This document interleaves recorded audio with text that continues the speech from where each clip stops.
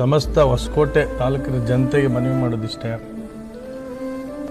ಸುಧಾಕರ್ ಅವರು ಏನು ಕಂಟೆಸ್ಟ್ ಮಾಡಿದ್ದಾರೆ, ಬಹುಶಃ ನಾನು ರಾಜಕೀಯ ಬೇಡ ಅಂತ ಸುಮ್ಮನೆ ಇದ್ದಾಗ ಇವರೇ ಮತ್ತೆ ನನ್ನ ಮನವೊಲಿಸಿ ಕಂಟೆಸ್ಟ್ ಮಾಡಿಸಿದ್ರು.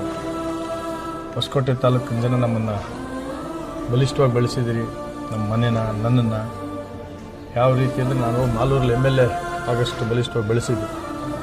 ನಿಮ್ಮಲ್ಲೆಲ್ಲ ಮನವಿ ಮಾಡೋದಿಷ್ಟೇ, ನನಗೆ ಕಷ್ಟ ಕಾಲದಲ್ಲಿ ನನಗೆ ಹೆಗಲಾಗಿ ನಿಂತ ಸ್ನೇಹಿತರಾದ ಸುಧಾಕರ್ ಅವ್ರನ್ನ ನೀವೆಲ್ಲರೂ ಬೆಂಬಲಿಸಬೇಕು. ಇದು ದೇಶದ ಚುನಾವಣೆ, ಮೋದಿಯವರ ಚುನಾವಣೆ, ದೇಶಕ್ಕೋಸ್ಕರ ನಡೀತಾ ಇರೋಂಥ ಚುನಾವಣೆ. ಇದರಲ್ಲಿ ಲೋಕಲ್ ಪಾಲಿಟಿಕ್ಸು ತಲೆ ಕೆಡಿಸ್ಕೊಳ್ಳೋಂಗಿಲ್ಲ.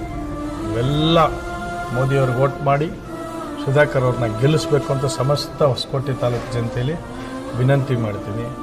ಸುಧಾಕರ್ ಅವ್ರಿಗೆ ವೋಟ್ ಹಾಕಿದ್ರೆ ನನಗಾಗ್ತಂಗೆ, ಸುಧಾಕರ್ ಅವ್ರು ಗೆದ್ದರೆ ನಾ ಗೆದ್ದಂಗೆ.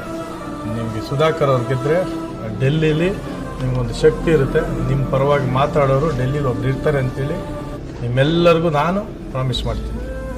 ಇದಿಷ್ಟೇ ಗುರಿ, ಸುಧಾಕರ್ ಅವ್ರು ಗೆಲ್ಲಬೇಕು. ಸುಧಾಕರ್ ಅವ್ರನ್ನ ಸೋಲ್ಸೋಕ್ಕೆ ಸಾಕಷ್ಟು ಜನ ಒಂದಾಗಿ ಏನೇನು ಮಾಡ್ತಾಯಿದ್ರೆ ನೀವೆಲ್ಲ ಗಮನಿಸ್ತಾ ಇದ್ದೀರಾ ಅಂದ್ಕೊಂಡಿದ್ದೀನಿ.